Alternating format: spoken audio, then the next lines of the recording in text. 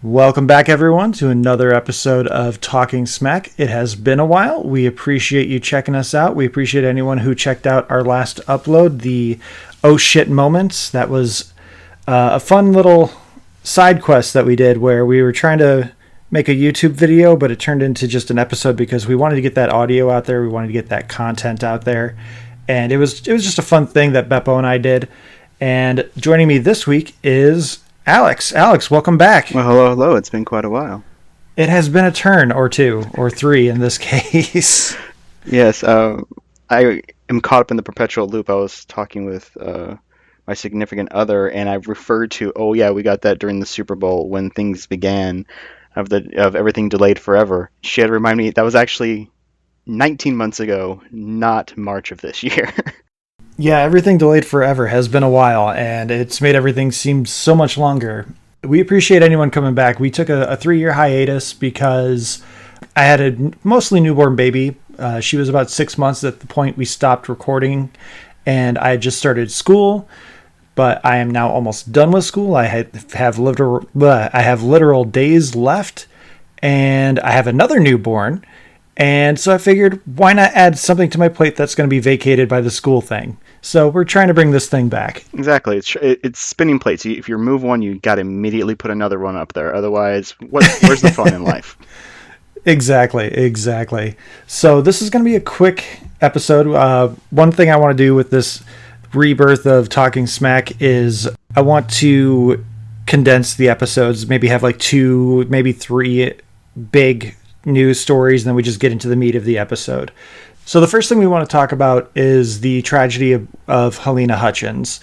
There's not much to touch on because there needs to be an investigation, but my question around this whole thing is, why on Grodd's... Yeah, we'll stick with Grodd's. He's a big gorilla.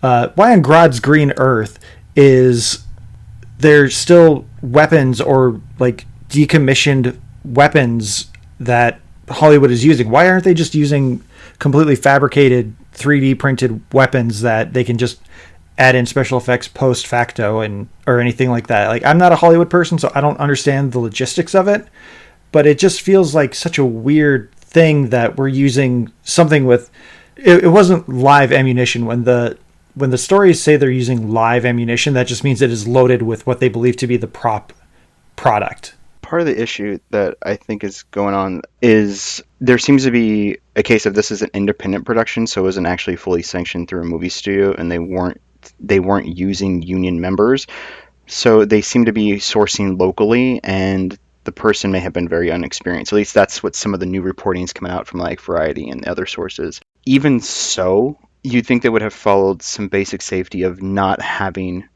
actual manufactured weapons on set anymore in this day and age. I do know, I believe the producers of the Nathan Fillion show, The Rookie, have already said that because of this, they're switching to just all airsoft weaponry that they will then fix with some CGI flashes and like a little bit of CGI to make them look more cop accurate or whatever. Which again sticks to my point of, why hasn't this been the case for 10, 15, 20 years? I always assumed that they were all prop weapons. I didn't think that they would actually fire projectiles from them.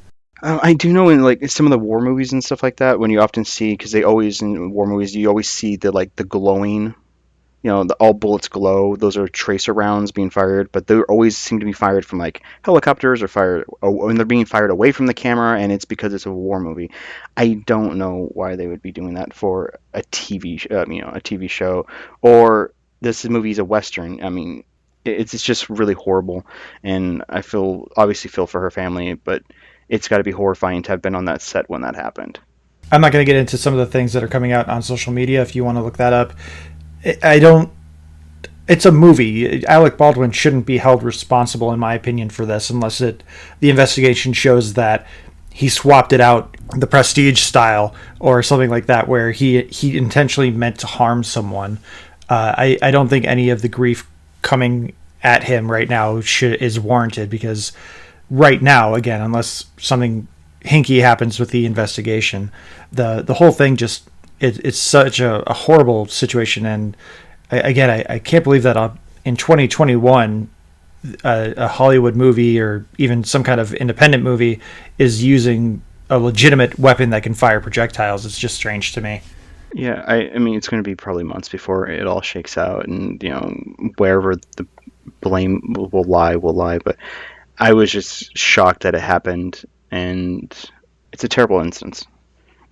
And hopefully that does what happened with Castle. I mean, not Castle. The rookie saying that they're switching to all airsofts and it's all like CGI muzzle flashes and enhancements is just the way forward. So nothing horrible like that ever happens again, even if it is an independent production, which is what I see some of the blame being said now, because some of the unions in that area, because it is a big area to film in. I think it's some of the production crews around that area have done like Breaking Bad and are doing like Better Call Saul because of that part of Arizona where they're filming in the New Mexico area. They're basically saying that like if we were there, this wouldn't happen, which I think is a horrible just knee-jerk response to immediately try to say that when they don't know what's happened fully yet. It's just weird, and it makes no sense that they would come out and start saying that if you had used us, this wouldn't have happened. Like, okay, we get it, but Yeah. I don't know. It's a mess, and it is definitely a tragedy. I just wanted to touch on it real quick because to me the main thing that is just so weird to me in this whole situation is, again, that they're using something that can literally fire a projectile at a terminal velocity to use the word wrong. So another using the term wrong transitions. I'm a little rusty in the transition, so forgive me. We'll get better at transitioning. There's this rumor circulating that World War Hulk is being produced, but the person who broke the story said they got out of a screening of World War Hulk. A screening? Yeah, they got out of a screening, and then they also said that production will start later next year in 2022. They got out of a screening, but production starts in a little over a year. So which is it? And not to mention any of these stories that are jumping off of this Twitter post, none of them talk about Universal and how they own the movie distribution rights and how they haven't been playing with Disney since they purchased Marvel. For anyone who doesn't know, Universal owns the movie distribution rights for any Hulk solo movie, which is why Marvel has been doing little like vignettes with the Hulk and like side stories. So he had a co-starring role, and they basically did Planet Hulk in Thor Ragnarok. Then he had the whole will they won't they with the Hulk in Avengers Infinity War, and then we got Smart Hulk in Avengers Endgame, which was kind of like its own little mini trilogy through the Marvel Universe, which would have played out in solo movies as well. But because Universal wasn't playing with Marvel / Disney, it turned into this sort of Hulk becomes a side character with his own subplot in subsequent movies. Could it happen? Yes, obviously. Anything is possible, especially when you know that this Disney Spider-Man Sony thing is going on. And, oops, sorry, touched my keyboard, made a clack. And if Sony and Disney can play well together, and Universal is just sitting on this pile of money that could be made with a solo Hulk movie, why wouldn't they? If they got to a point where they were making a screening or some kind of reel ready for screening of a World War Hulk movie, don't you think some kind of story would have broken that Marvel and Universal were playing nice again?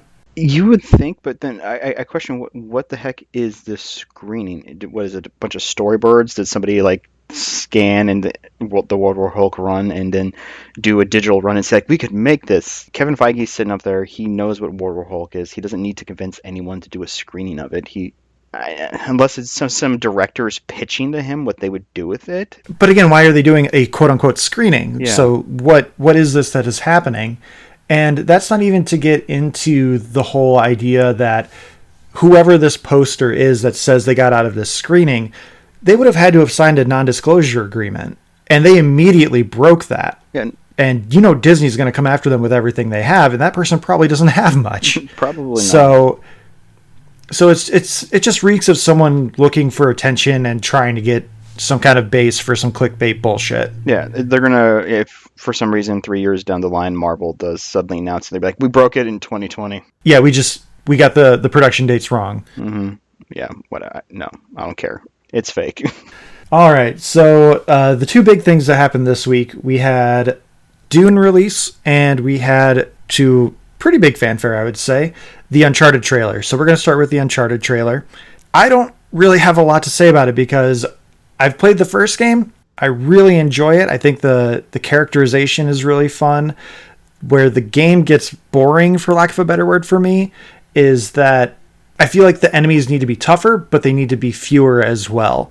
The game really kind of just overwhelms you with enemies, but they're all supposed to just be on this one boat. How are there like 800, 900, 1,000 people on this one boat when you get to the island portion of the game?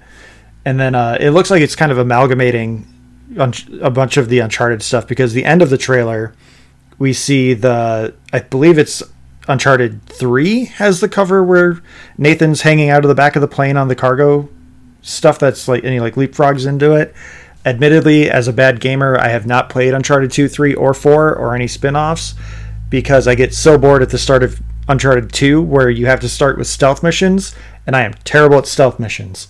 My knowledge of Uncharted comes from the 1 through 3 remaster for the PS4 they released, and then I think they released 4 at one point for the PlayStation Plus collection. So I played them all in about 3 weeks in all one go. You didn't get burned out on that? Oh, I did. The fourth one was a struggle. The problem is because it's a Naughty Dog game, which means incremental improvements to gameplay and UI, and that's about it. The story is always good, but the gameplay was just like, oh yeah, same buttons. Oh, cool, I climb a little bit faster now. Oh, look, there's a little bit more dirt on his boots. Oh, I'm chasing another MacGuffin. I remember enjoying it, and I remember a few set pieces, but then towards the end of the fourth game, there was just, as you said, a section where people just keep spawning and spawning, and I just kept dying, and I was just like, I'm just going to watch the cinematics to figure out how this ends while reading the wiki write-up. I never finished 4, but I was watching the trailer, and I'm like, oh yeah, I remember the ring. I thought Sully was older. Oh yeah, I think that was from the first game? That sounds like from the second. Oh yeah, that room. Oh yeah, the airplane thing. Oh yeah, okay, it looks fine. I do need to plug this just because we're talking about it, and Ben from Canada, who you should follow on Twitter and on YouTube, he has a great video about Uncharted 4 and like the point and purpose and what makes the game great on Mr. Sunday Movies YouTube channel. So it's kind of a weird double plug. The video is really interesting. Again, I haven't played Uncharted 4 yet. I plan on getting to it, and that's one of the things that with all this free time that I'm getting now that I'm done with school, is I do want to get into some video game streaming and doing some co-op stuff with some of our Talking Smack Teamsters, and just trying to have fun with the podcast thing and creating content while also creating an excuse to play with my friends.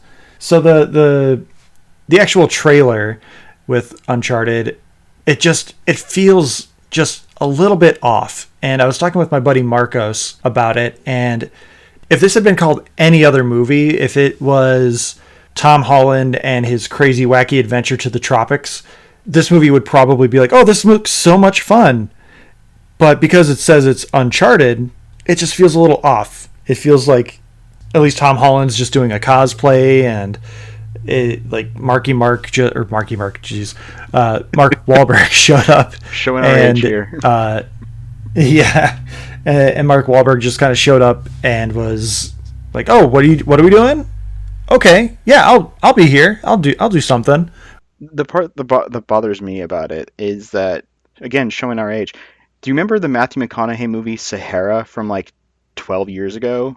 Yes, it was a very poorly adapted adventure in response to the National Treasure boom. Right, it's the Clive Cussler series. He's been writing this character Dirk something or other, and basically they had raised the Titanic and a bunch of stuff, and he always finds himself in these exotic locations doing this kind of stuff. Watching the Uncharted trailer reminded me of Sahara combined with the new Tomb Raider, where it's like generic adventure that I'm supposed to be excited for with little moments from the game. His name is Dirk Pitt, by the way. Okay. I knew it was something weird like that. Yeah, I remember seeing that movie because a friend of mine had convinced us that the books were so good that the movie had to be good too. And we walked out of there looking at him, and he just apologized profusely. That's not what the book was like.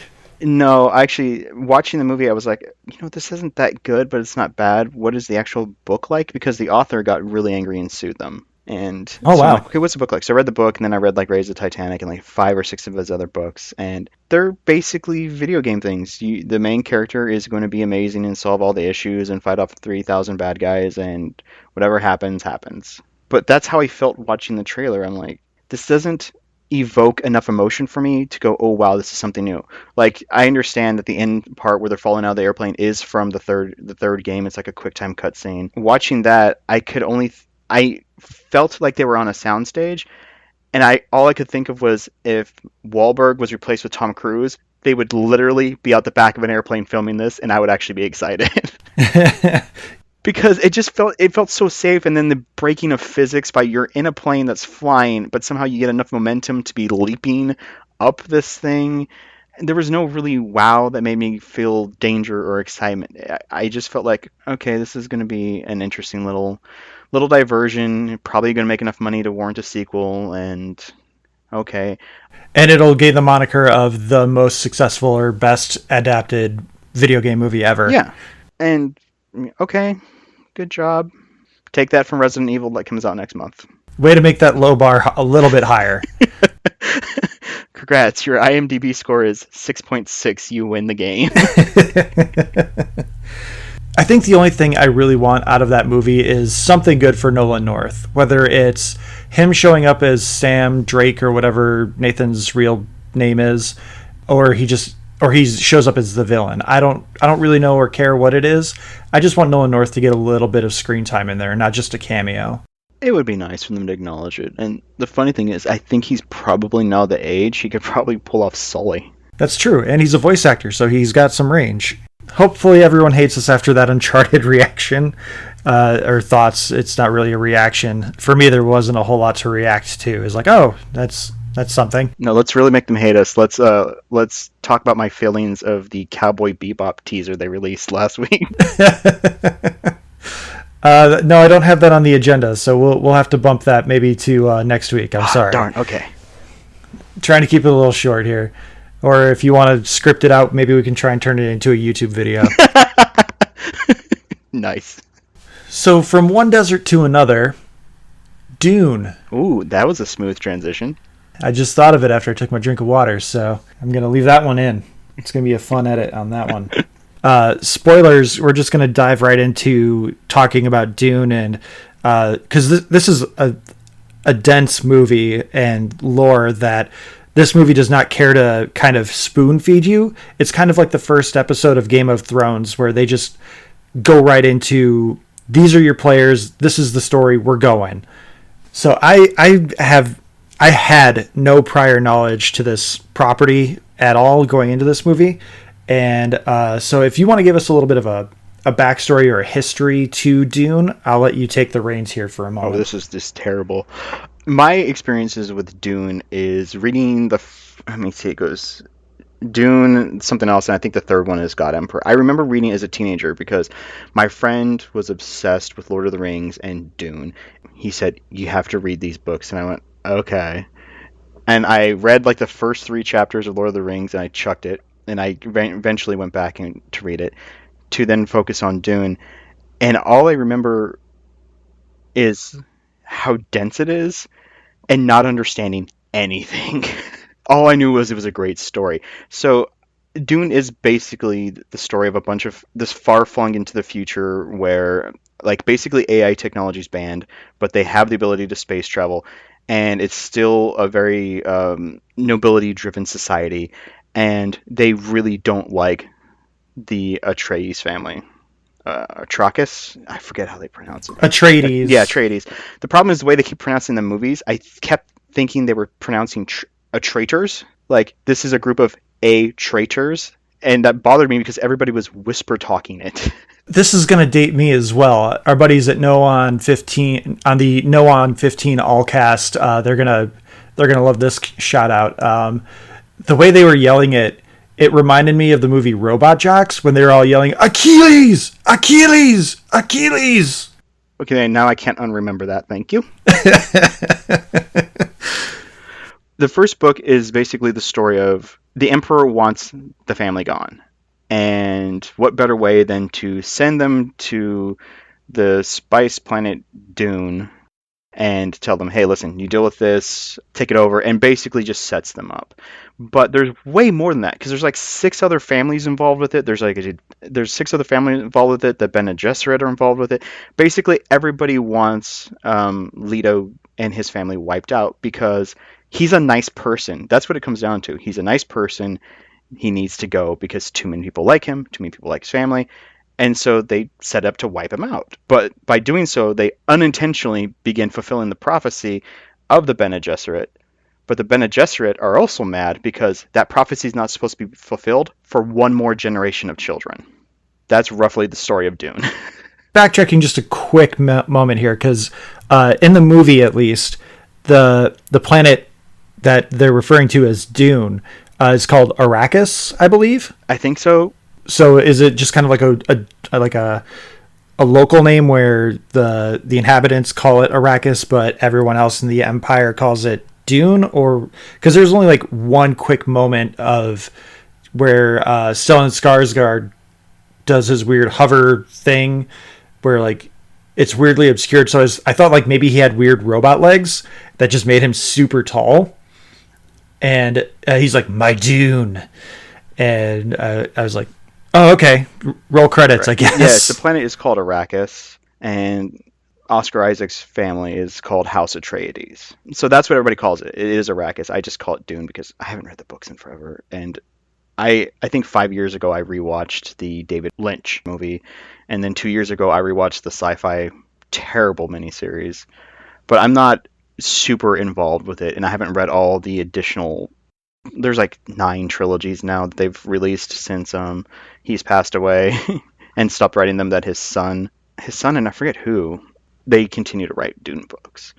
So the thing about the floating thing is actually he's not technically floating. What it is that he's so large now is that he actually wears these like mechanical suspender things to lift his blubber so that he can actually have mobility, but they do provide a little bit of light propulsion. Okay. It was pretty hard to kind of understand where the story was taking place and what the exposition was because they were pretty well woven together in this movie. I honestly was kind of bored because it did feel a lot like a pilot episode more than it did a movie, because it definitely left off on a sequel bait. This is going to sound really weird, but I think it fits. Watching this movie reminded me of 2 things in particular. One, It Chapter 1, because it felt like this is building to something and they're not going to explain a whole lot. They're just going to go. They're going to take dialogue from it. They're going to take jump scares from it. They're just going to go. But then it also reminded me of Zack Snyder's Watchmen in that they didn't want to explain anything. They didn't want to explain who the heroes were, really why the heroes were happening, who they were supposed to be, these mythological figures that were represented by different DC comics. They were just like, this is a world and go. But it also reminded me of Lord of the Rings. I can definitely see that. The ending especially was very Lord of the Rings. That's where kind of I feel like it was kind of sequel baiting, but at the same time, it does feel like a complete story as far as being separated from it by about 12 hours or so now. I can definitely see where the story was going. After I got done watching it, initially I was like, oh, this is the game of the Lord of the Star Wars, because you've got the hero who's the one, and he's got a woman sidekick who in this scenario is his mother, and there's a prophecy hanging over them, and there's just all sorts of things. So let's kind of break it down a little bit. You kind of touched on this in the breakdown of the Dune story. So we're immediately introduced with a voiceover from Zendaya's character. I forget her name. Cena. No, not Cena. They said it and they pronounced it in such a different way than I expected. Chani, Chani. Yeah. Let's just pull up the IMDb and have that ready to go here. Like I said, this reminded me a lot of Game of Thrones because they just threw names out and there's a huge cast of people, and they don't care that you pick it up. The only name that stands out is Duncan, Idaho, because what the heck kind of name is that? I think they pronounce it like Chennai, but I think it is Chani. Chennai sounds right. That's ringing a bell now. We get this voiceover from Zendaya's character Chani, and she's explaining to us who the Harkonnen family is and what they're doing to her planet. They're mining for spice, which spice helps with intergalactic space travel, like faster than light travel or something.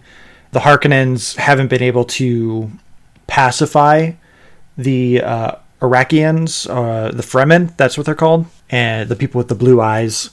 So the faceless emperor has asked the Harkonnen family to vacate Arrakis, and they're bringing in Oscar Isaac's family, the Atreides family, and so he and his son, played by Timothy Chalamet, Paul, they discuss what their process is going to be for trying to succeed where the Harkonnens failed.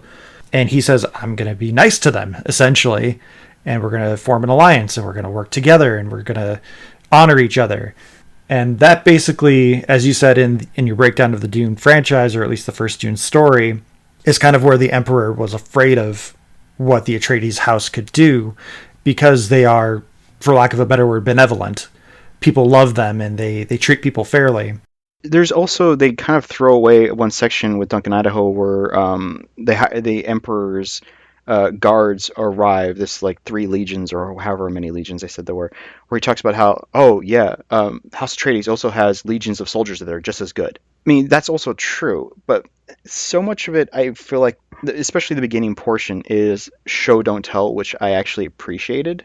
Because like all that beautiful artwork and stuff in the background with the unreadable language, which in most movie productions would have been in English. But then they have those little floating orbs. They don't explain why the accountant, who at one point he's like, the Emperor sent these people all this way for this formality. How much was the cost? And the accountant's eyes roll up into the top of his head, and he does this calculation. And the eyes come back. That was lovely. That was really cool. That where and then they have like a way to assess people's vitals by basically like doing acupuncture, but with fingers, where they're just kind of like tapping certain points on the head.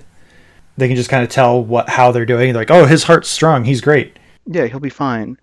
They don't really explain what the Bene Gesserit do or all their powers until kind of like a little bit later in, where you see Jessica actually show off some powers other than just the voice, which the voice they did wonderfully. Yeah, that was really interesting because the first time we see it introduced is Paul and Timothy Chalamet's character and Rebecca Ferguson's character, his mother.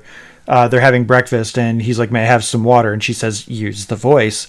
And the voice is apparently this mystical thing that subdues free will and essentially forces someone to do what you ask them to do within the voice. So tell them to do, not even ask, because you're summoning some kind of like guttural, demonic...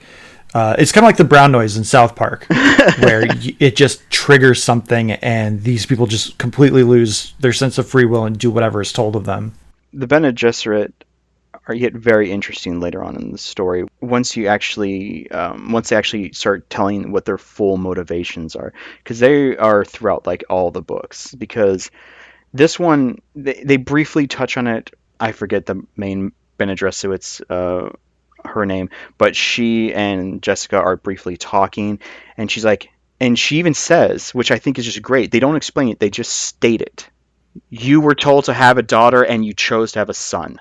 And that is so important to the story. But they just say it instead of explaining, like, oh, well, you know, as a member of the Bene Gesserit, you can choose whether the sex of your child, we prefer to have women. That was really interesting and kind of a really cool idea. That my initial thought was, oh, that in the future they can choose this, or is this like a sect thing where the Bene Gesserit has this ability, which clearly it's more the Bene Gesserit thing than it is any other kind of household or medical thing. It's part of their ultimate plan, which they kind of stated like, oh, we were waiting for a different son and you chose to bring him out. When I actually fully invested in the story, because at first I was like, okay, narration, and I really did like Zendaya's line that when it cut away from what's happening on Arrakis, which was her line was, "Who will be our next oppressors?" And I was like, that is a great way to just set up like this planet's screwed, and then cut to House Atreides. You have this now in your head where the Fremen are just whoever's here on the planet is here to oppress us and steal our spice, Yeah. which is like a thinly veiled allegory for tobacco with Native Americans, where it's a sacred hallucinogenic herb for them, but for outsiders, colonials, for lack of a better word, it's a way to make money. So you have this transition where she says, "Who will be our next oppressors?" And then you have this household where they're like, "Oh, we're going to be best buddies and we're going to work together." And you're like, there's something more at work here, because that's not how this works. The movie was about 2 hours and 37 minutes or something like that. But I like that they also took little moments to show everybody packing up the household. After the great moment where the head Bene Gesserit shows up and has Paul experience the pain of the box and pass her test that he is worthy to live and carry the Bene Gesserit powers that have been trained to him. They were just packing up the house. I loved that. It's such a small moment with that beautiful music and all those, and they're showing that literally when a royal household moves, which is very medieval, that you would literally take your household stuff with you. And they're going from this beautiful water rolling hills planet to Arrakis. There's a lot of really cool, just like you said, show don't tell stuff that they utilize. That's kind of what the director Denis Villeneuve is known for. Is he tells these big scope stories, but he focuses more on the story than he does having to explain anything, because the narrative of the story you're trying to tell is the important thing. It's the backstory isn't as important as anything else, because part of the immersion is these people that you're watching in the movie have to behave in a certain way for you to buy into it. And if they're constantly running around saying, "Oh, that's my big sister. Oh, big sis, aren't you just, don't ya know?" And then, "Oh, that's an electromagnetic pulse. If they use that, there's every mechanical or electronic device in a 10-mile radius is going to get blown up." We know what it is. Everyone knows what an EMP in this situation is. You don't need to say this. And you can tell us that someone is your big sister or your sibling or your spouse without talking like you're an actor in a movie reading a script. And they do that beautifully in this movie. That actually reminds me of, so there's a few points well, I'll let you catch up the story before I point out like where I feel like they ripped off the Matrix twice. We move a House Atreides to Arrakis, and they're kind of getting an assessment. I'm kind of jumping the gun here because I really liked the idea that Atreides was left a bunch of sabotaged machinery to mine the spice, but at the same time, the judge of something, I can't remember. Again, very dense, lots of titles, lots of names. Basically, the person who's meant to serve as kind of a arbitrator between the trade-off of control of the planet. She's like, sand isn't very kind to equipment. Maybe it's just worn out. You're assuming sabotage, but maybe it's not. We kind of know that it is with context after a while, but at the same time, you're kind of questioning, are they really being sabotaged? What's happening? And then we get introduced to the Harkonnen family, played by Stellan Skarsgård, doing his best Bootstrap Bill. That role just, all I could see was him being Bootstrap Bill, being stuck to the Flying Dutchman, and he's just kind of doing his, letting water drool out of his mouth and talking in a deep voice. My significant other went, "Oh, Jeffrey Rush is in this," and I went, "Yes, no, wait," and then I listened to the voice. I'm like, "No, that's Stellan Skarsgård." The voice kind of gave it away. Yeah, I could see where the confusion could definitely happen. So he and Dave Bautista are upset that they got kicked out of Arrakis, and apparently the Emperor is working behind the scenes anyway to set up this Ned Stark-esque assassination attempt where they're going to set him up, make him fail, and then they're just going to come in and take him out. And we never get to really see the Atreides, Oscar Isaac's character.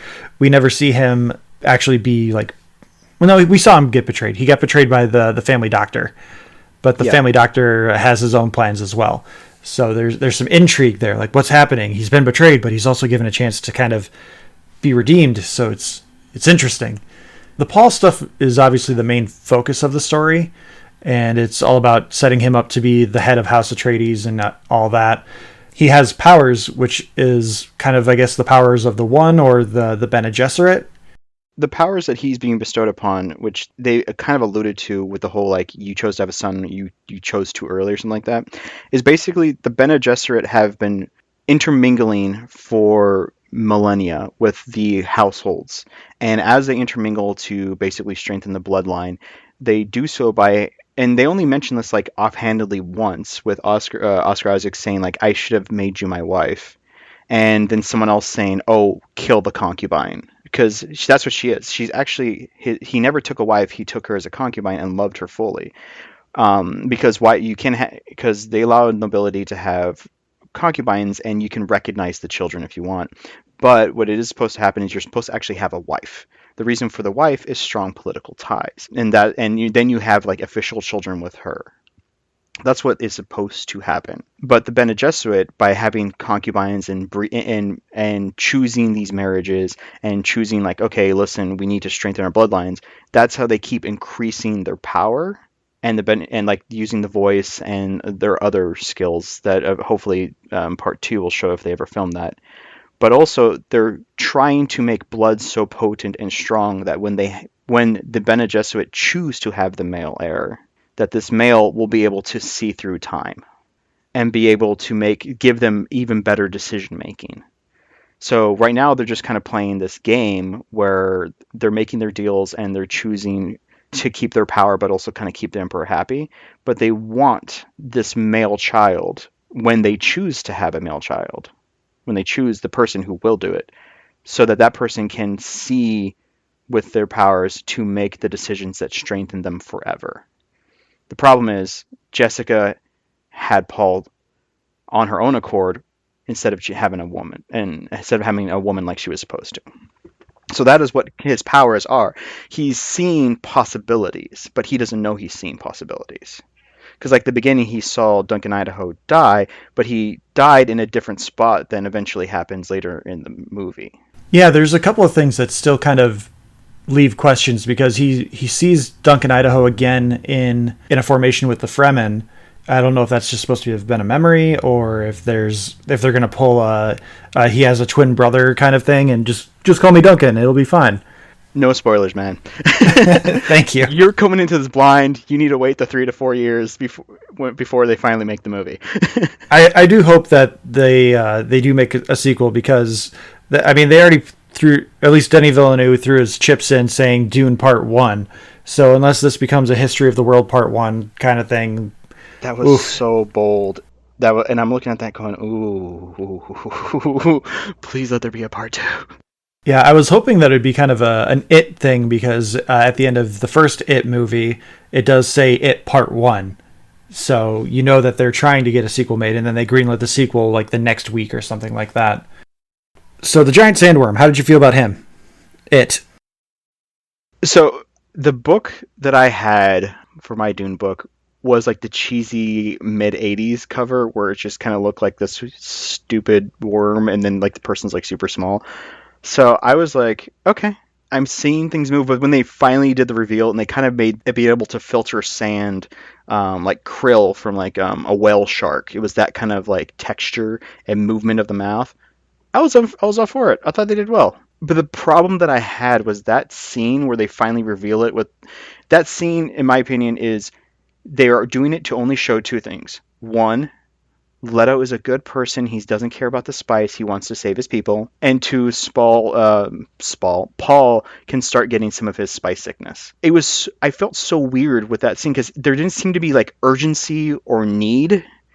Because like, oh yeah, it'll come 5 minutes. It's coming from 5 minutes away. Oh, we have like 4 minutes before anything's really bad. Okay, well, the little, I think they called it a gatherall or whatever. It didn't work. Okay, well, let's go land and get them. I didn't feel energy or fear from that scene. I just was like, okay, cool, get to the worm reveal. Yeah, that's cool. It was definitely building towards the reveal of the worm. You didn't necessarily feel any suspense for anyone surviving. they made it seem like getting off that giant rig was not going to be a big deal, although the thing is like the size of a city, so you would think it would take more than 5 minutes to get people to a door and out. Yeah, it was just there, and then they saved Paul really easily. I was more impressed by the second reveal at the end of the towards the end, after the inevitable betrayal happens and they wipe out the family, and Paul and Jessica are on the run, and they have to cross that desert, and they're trying to do the Freeman walk, but then they get to, what did they say, hard sand?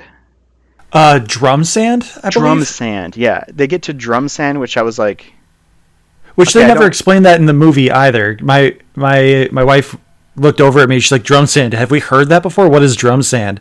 And I just looked at her, like, "I have no clue." I thought, Apparently, it's a thing, and now we have to run.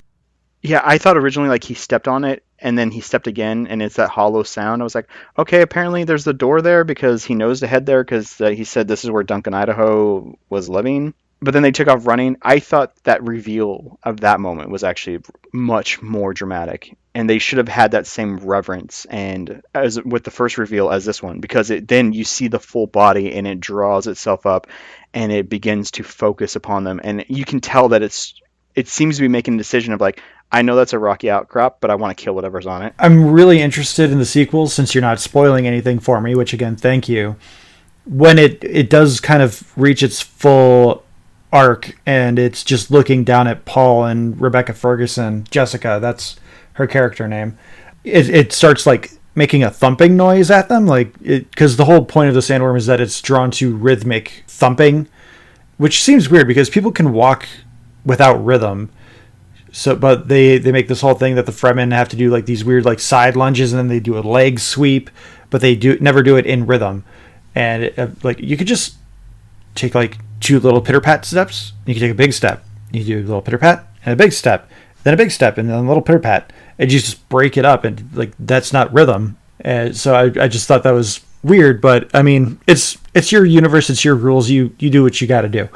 The thumping that it was making though when I was looking down at Paul and Jessica, that seemed intentional. Like if it was any other movie, they would have done some kind of exposition of the thumping, the rhythmic, whatever it was doing. But in this, they were just like, it's looking down at Paul and Jessica, and then you just hear buh, buh, buh, buh, buh, buh. And then someone else distracts it and calls it away with the device called the thumper, so that it'll go just eat nothing and a little tiny grain of rice for what the size of that thing is. I really hope that comes back in any sequel that potentially does happen, because I feel like it's alluding to something, but obviously I don't know what yet.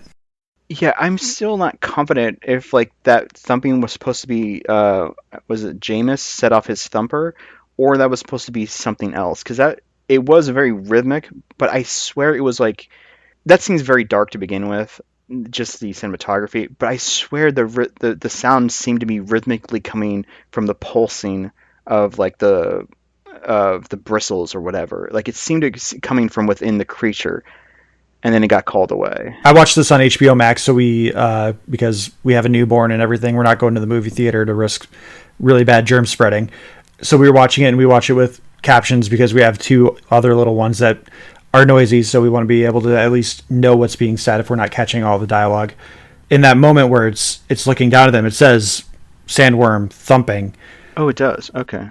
or something to that effect, and then you hear the thumper from further away, and Paul says it's a thumper. So Okay. there's like a little gap, and that's when they kind of have that separation. So again, I feel like the sandworm is like trying to call out to Paul or trying to communicate in some way. It just seemed really weirdly intentional that it was sitting there trying to like talk to them. It stuck out to me is all I'll say. Also, just for that moment, and we saw it in the trailers and stuff, but leading up to it and to the end of it, I will say that's probably some of the best day for night shots that I've ever seen. They clearly went out of their way to make sure they framed it to the point where you don't see shadows, because that's one of my biggest problems with day for night Oh. shots is that you see all of these like long shadows and just bright backdrops where you're like, the sun's right there. Why are we doing this? Oh, that's a good point. I didn't pick up on that. Huh. Bravo. I can catch things. So to circle back, since they were on the run after the swift but inevitable betrayal of Dave Bautista and Stellan Skarsgård to wipe out House Atreides, when Paul and Jessica are on the run and they get into the ornithopter Which and they again, end up cool design. amazing design. It looks like a dragonfly, and actually that works because you wouldn't really want a whole lot of jet engine sucking in sand. So you have like these weird fluttery propellers is an amazing design choice. But they get stuck in this sandstorm where later Batista says, like, oh, 800 kilometer winds, they're for sure dead. And of course they survive it. But I swear, beat for beat, that them rising out of the sandstorm to go into the beauty of the sky above the storm to coast for a minute or so when the equipment begins to malfunction and they begin to go down is literally the end of Matrix Revolutions, where Trinity takes them above the storm and they see the sky. Yep, yep. I had a similar thought, but I was kind of taken into the moment. After the fact, I was like, that is from the Matrix. But again, like having this is obviously written decades before the Matrix, so maybe this is something from the book that they just translated into the movie, and everything's been done, so it's hard to Yeah. be original. You just have to make it look good and make people forget about the other stuff. So you said you had another Matrix comparison. Is it the one or is it something else? So the other Matrix comparison is that so the beginning of the film is Lord of the Rings, basically. Zendaya is narrating, and of course Kate Blanchett was narrating. There was another moment where I felt like I was watching the Matrix, which is the brief fights, the brief training scene between sudden Josh Brolin showing up and Paul, of them basically just activating their suits, and then the casual just throwaway line of slow means pain or something like that, because if you swing quickly, the shield activates if you flash blue. But if you go slow, you go red and you go through the shield and you can kill people. That to me reminded me of the Neo Matrix scene where they're just kind of going at each other and there's just very little explanation of the rules. It's just this is we are in a construct. Do you think that's air you're breathing? Put on your suit. You have your shield up. Blue is good, red is bad. It reminded me of just the first Matrix movie had these amazing world building moments where it was just little throwaway lines and little throwaway lines and constructs to give you the world, and you didn't need any more information. Yeah, it goes right back to the show don't tell. It was the first time in years that I felt like I was seeing something new, something fresh, and then something where I can invest in this world without being heavy-handed and being battered down with world building dialogue. Yeah, they don't take the time to really establish the rules. They just show you the rules. And that works really well because if you need to play loose and fast with those rules later, you're not bound to anything. Speaking of Josh Brolin and the sudden appearance of him, there's a weird moment of dialogue where I don't know if it's supposed to show he's paranoid or if he's just that good at his job. I don't really get the dialogue because before the training session, apparently it was supposed to be Duncan Idaho, played by Jason Momoa, who was supposed to be doing this training exercise with Paul. And then Josh Brolin shows up and he's saying that he's going to be doing the training because Duncan Idaho's got to go get ready to go to Arrakis. And then Josh Brolin enters the room, though, before all this exposition, and he says, "Hey, don't turn your back to the door." And Paul says, "I know it was you." And then Josh Brolin says, "Someone could be mimicking my stride." And I'm just sitting there thinking, is this dude paranoid or is this some kind of foreshadowing? I feel like that may be just strict character interpretation from the books, because in order to tell the story, they had to cut out so much. But there are like always assassination attempts on this, and that's also part of the problem with House Arrates is that there are no other children. It's just Paul. So I think that's him being just his character from the books being paranoid of you're the only child. We have to keep you alive. Don't be dumb. Which is why it's important that now Paul knows that he has another sibling on the way, because that means the line is continuing. So I think that's just that moment. I also feel like that's more of a characterization moment because he does it so many more times. Like when that person spits on the ground and he like gets ready to pull his weapons on him. When that Freeman does, he's like, but they're like that's a sign of honor. But then also when the judge of change arrives and she begins to walk up and he just pulls weapons on her. Speaking of the moment with the spitting, that was a really cool moment because yeah, it makes sense that the Fremen would honor the moisture in their body, and by spitting, you're actually showing a sign of respect, or at least a sign of non-hostility, for lack of a better word. Inhostility, I don't know. But that moment, that was another thing I wanted to come up with is random Javier Bardem moment. I have that literally. Like how many like AAA named stars are in this movie? I literally have that in my notes. It goes the sign language. I don't really remember it from the books, but it's done so well.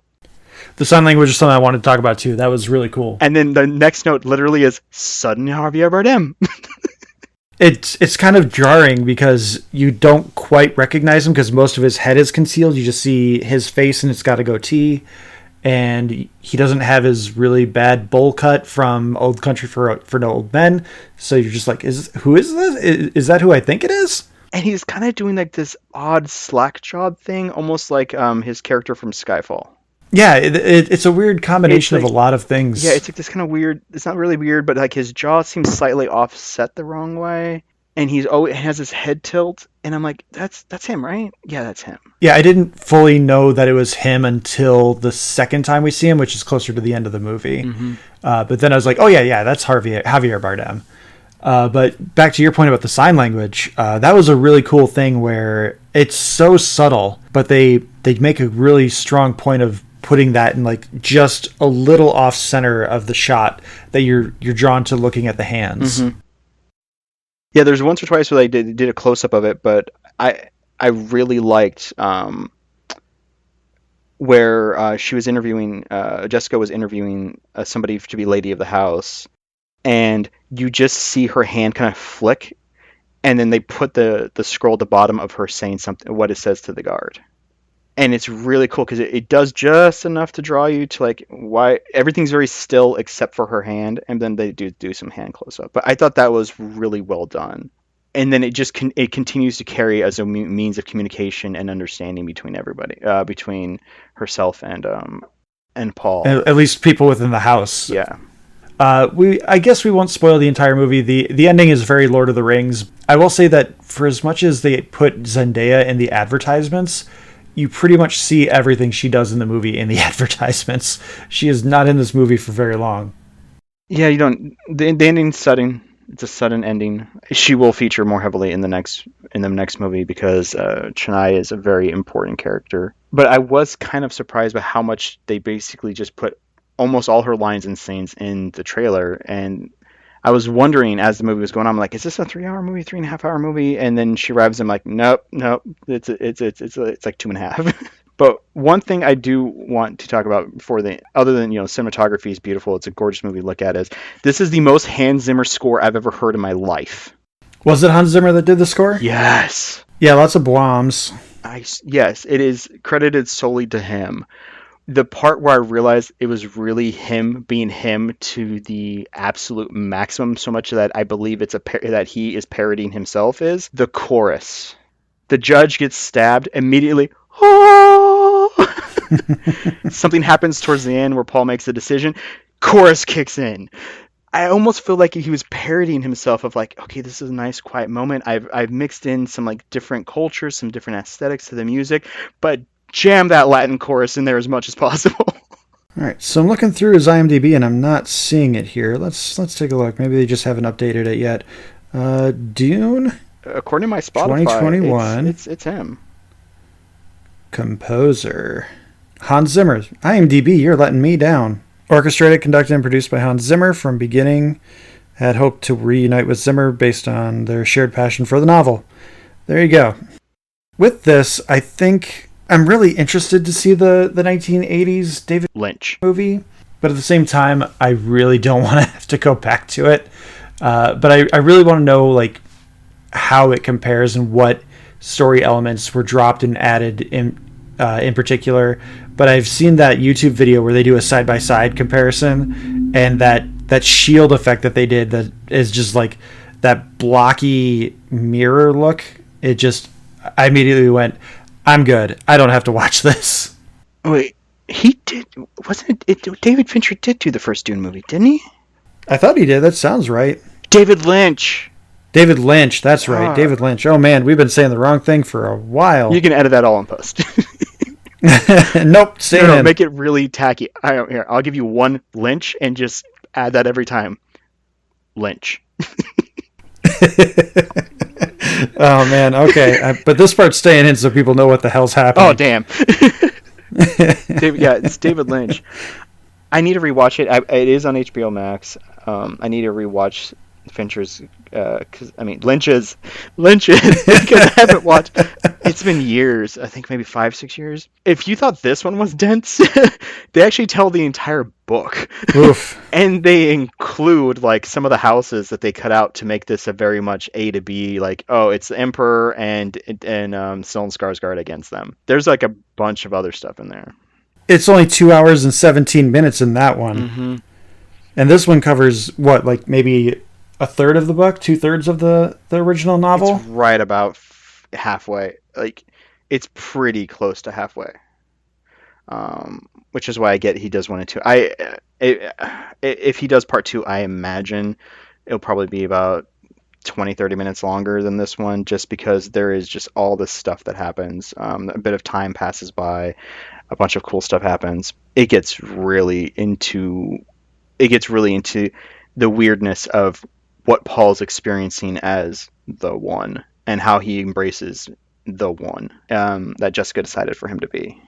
So yeah, I'm very interested in it. Not enough to dive into some books because I've got a huge back catalog of other things to get into. But I really hope that this does get a sequel. I know as of the time we're recording this, Warner Brothers executives have said, oh, we'd love to do it, but we're not just going to go ahead and greenlight it. Because partly there's the whole, Discovery purchase that's going on right now with Warner Brothers properties and other things that AT&T is dumping. Yeah, Discovery and HBO Max are becoming one thing. Also, I think Legendary Pictures is the one technically financing this, so they'd have to get mutual approval or whatever. And I'm actually kind of surprised. I saw like an article yesterday or the day before that that he said the script isn't quite done for part 2 yet, which I thought, if this had come out last year when it was supposed to, I thought they'd be already filming, but apparently he hasn't finished the script. Well, he probably would have had he been given the money that he's been that's been postponed and being given to him with the everything delayed forever. Yeah, trademarked, by the way. So anyone else that wants to use that is $3 per reference. Everything's delayed forever. TM. Mm-hmm. Well, I owe you $3 now because you said it. You're an employee, quote unquote, of the Talking Smack stuff, so you're fine. Okay, all right. So, Dune, we do have a rating system with Dune, or with obviously with Dune because we're talking about it.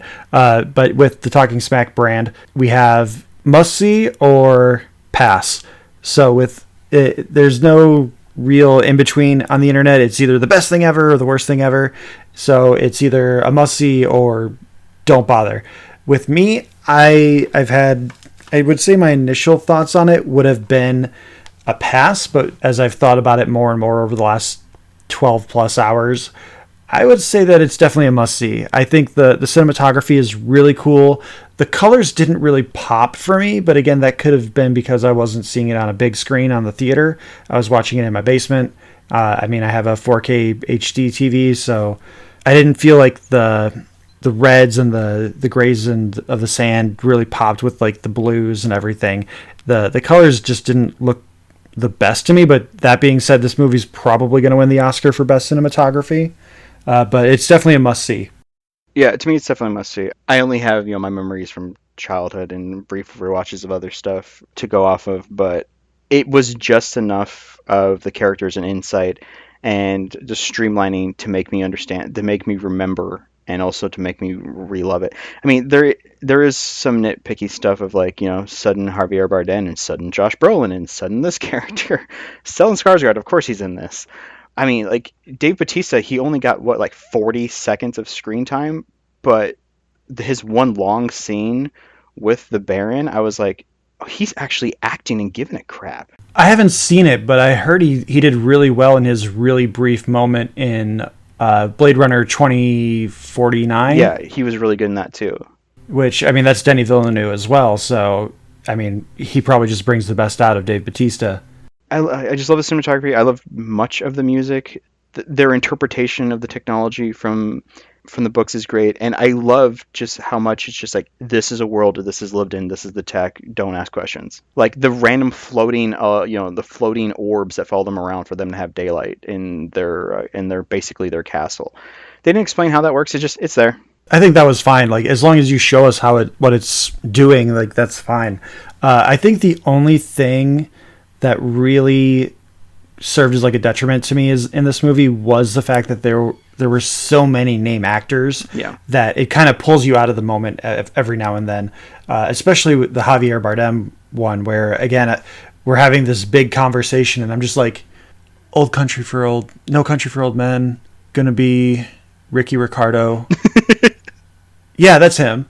And I just completely missed a lot of the dialogue from after the point where they correct Josh Brolin's character's assumption that the spitting was disrespectful. That is probably the only detriment. When I went into Lord of the Rings, the only actor I was really aware of was Frodo, Elijah Wood, because I had seen North and Back to the Future 2 and some of the other stuff he's in. I'm like, oh hey. I mean, Ian McKellen and them. I mean, yes, but they're enough.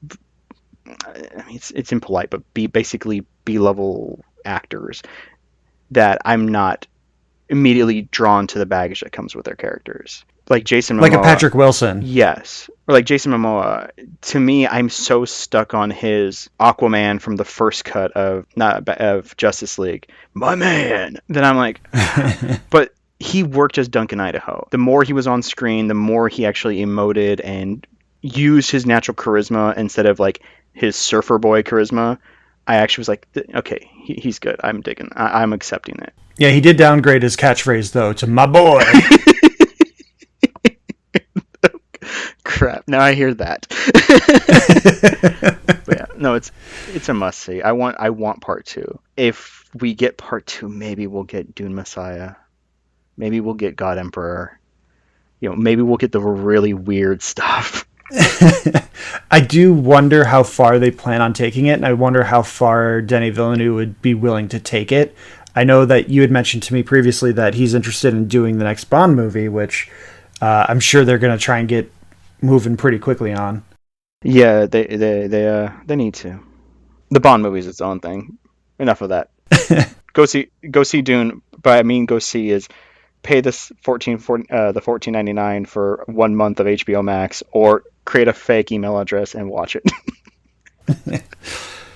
Yeah, stay safe. If you feel comfortable doing theaters, definitely do that. Actors and directors take from the box office, and as we've seen from other things, studios will go by the letter of their contract to try and undercut them and make a bigger profit for themselves. I am a little sad to see the day and date stuff going away next year, because I probably won't be comfortable enough to be doing theatrical viewings for at least another 10 months or so until vaccinations for younger kids are available. But I'm not going to get into political things. That's just my point of view. So if you disagree, like, comment, and subscribe, and leave us a 5-star rating and let us know your thoughts, because that's how you show me who's boss, is leaving 5-star ratings. Or, smash that dislike button. Either way. I don't know how regular these occurrences are going to be just yet. I would like to try and start maybe back up doing a bi-weekly kind of thing. We have Disney Plus Day coming up soon, so we'll be able to see Shang-Chi and The Legend of the Ten Rings, and I'm very excited for that. And Jungle Cruise is also going to be on there, so maybe we'll double dip and skip the news and talk about those. Even though these movies have been out forever, we haven't seen them. They're new to us, and they're interesting to us, and we want to share our thoughts with you. So we're going to go with that, and I think that might be the plan. Disney Plus Day is still about 3 weeks away at this point, so maybe we'll find something else to fill in on a weird, odd week. But we appreciate you taking the time to listen. Alex, I appreciate you taking the time to come and do this. I know today is a very special day for you, so you get the heck out of here. And anyone who's listening, again, like, comment, rate, subscribe, whatever your podcast service of choice is. Please leave us a rating and a review. And we're also on Twitter. Find us at Talking Smack Pod. I'm at Josh_Scar. You can also leave us good reviews on goodpods.com as well as anchor.com. So thanks so much again for listening, and take care. Bye, everybody. Roll that theme music. I remembered. Oh, yes! I forgot! Roll that theme music. And let me see. What is it? This week we had Hans Zimmer do it. He had a little bit of extra time. Take care, everyone.